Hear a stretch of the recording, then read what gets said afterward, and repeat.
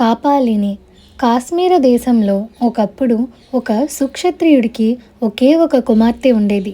ఆమె పేరు సీమంతిని. ఆమె అందగత్తె. తండ్రి చనిపోయాక ఆయన ఆస్తి అంతా, అలాగే వనాలు, కోట సీమంతినివి అయ్యాయి. అందుచేత ఆ ప్రాంతంలోని కులీనులైన యువకులు అనేక మంది ఆమెను వివాహం చేసుకోవటానికి ప్రయత్నించారు. వారిలో గణదేవుడు అనేవాడు ఆమెను నిజంగా ప్రేమించాడు. కానీ సీమంతినికి వివాహం చేసుకునే ఆలోచన లేకపోయింది. ఆమె అందరినీ నిరాకరించింది. సీమంతిని కొండలు, అరణ్యాలు, అందులో ఉండే వింత జీవులు, పక్షులు ఆకర్షించేవి.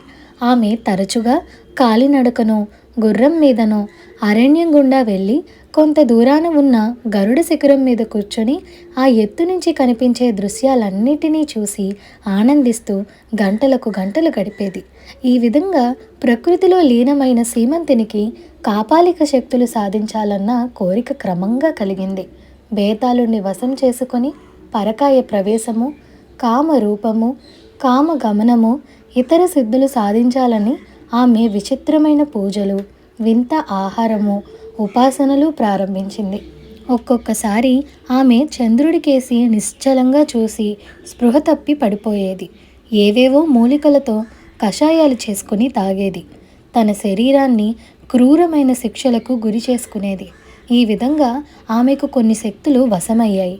ఈ వార్తలు విని గణదేవుడు చాలా బాధపడ్డాడు. సీమంతిని మామూలు మనిషి కాకుండా పోతున్నది. మామూలు మనిషిగా ఉన్నప్పుడే నన్ను పెళ్లాడడానికి నిరాకరించింది. ఈ స్థితిలో ఇంకేం పెళ్లాడుతుంది అనుకున్నాడు అతను. కానీ ఆమెను మామూలు మనిషిగా చేయాలన్న ఆలోచన అతన్ని పట్టుకుని వదలలేదు. సీమంతిని ఏమేమి పూజలు చేస్తున్నది అతను గమనిస్తూనే ఉన్నాడు. నెలలు గడుస్తున్న కొద్దీ సీమంతిని రక్షించాలన్న కోరిక గణదేవుడిలో జాస్తి కాసాగింది. చివరకు అతను పింగళ అనే ఒక మంత్రగత్తె సహకారాన్ని కోరాడు. పింగళ గొప్ప మంత్రశక్తులు కలదని అందరూ చెప్పుకునేవారు. కానీ ఆమె తన తోటలో రకరకాల మూలికలు పెంచి మందులు తయారు చేసేది.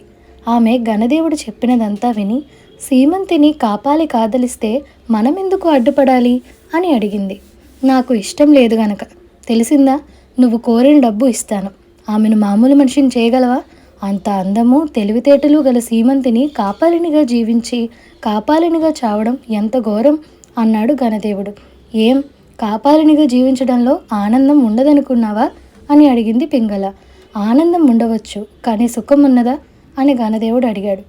ఉండదు, నీ భార్యగానే ఆమె ఎక్కువ సుఖపడుతుంది అన్నది పింగళ.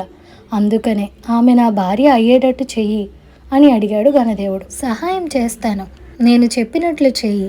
వచ్చి అమావాస్య నాడు వేట కుక్కలను వెంట పెట్టుకొని అరణ్యంలోకి వేటకు వెళ్ళు. నువ్వు ఏ మృగాన్ని వేటాడనవసరం లేదు. తెల్లని జింక కనపడేదాకా అరణ్యమంతా గాలించు. అది కనబడ్డాక దాన్ని తరిమి పట్టుకో. దానికి గాయాలు ఏవీ తగలకుండా పట్టుకో.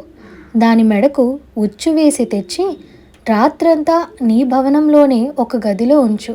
మిగిలినది నేను చూస్తాను అన్నది పింగళ. ఆమె అతన్ని తోట బయటికి సాగనంపి తిరిగి తన ఇంటికేసి పోయేటప్పుడు ఆమె ఎడమకాలితో కొంచెం కుంటుతున్నట్టుగా గణదేవుడు గమనించాడు. పింగళ చెప్పినట్టే అతను అమావాస్య నాడు తన వేట కుక్కలతో సహా అరణ్యంలోకి వెళ్ళాడు. అతను అరణ్యమంతా గాలిస్తుండగా తెల్లని జింక కనబడనే కనపడింది. వెంటనే తన వేట కుక్కలను దానిపైకి వదిలాడు. జింక శరవేగంతో పరిగెత్తసాగింది. కొంతసేపటికి ఒక్క కుక్క తప్ప మిగిలిన వేట కుక్కలన్నీ వెనకపడిపోయాయి. జింకకు చాలా దగ్గరగా పరిగెత్తుతున్న కుక్క తనది కాదని గణదేవుడికి తోచింది. అది అంత పరుగులోనూ వెనుక కాళ్ళలో ఎడమ కాలి మీద కుంటుతున్నట్టు కనిపించింది. త్వరలోనే ఆ కుక్క జింక వెనక కాలిని నోటితో పట్టి ఆపింది. గణదేవుడు గుర్రం మీద వచ్చి ఆ జింక మెడలో ఉచ్చు వేశాడు. తరువాత జింక పెనుగులాడక అతని వెంట అతని ఇంటికి వచ్చేసింది. ఆ జింకను పట్టిన వేట కుక్క ఏమైనది గణదేవుడు గమనించలేదు. అతను జింకను ఒక గదిలో పెట్టి తాళం వేసి తన పడక గదికి వెళ్ళి నిద్రపోయాడు.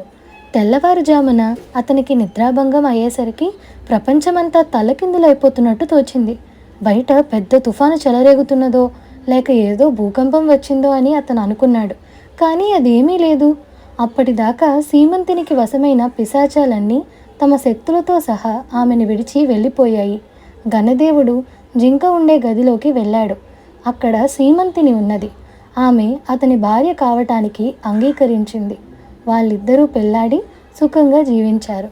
ఈ కథ మీకు నచ్చినట్లయితే like, share, subscribe to Priya stories Telugu. Thank you for watching.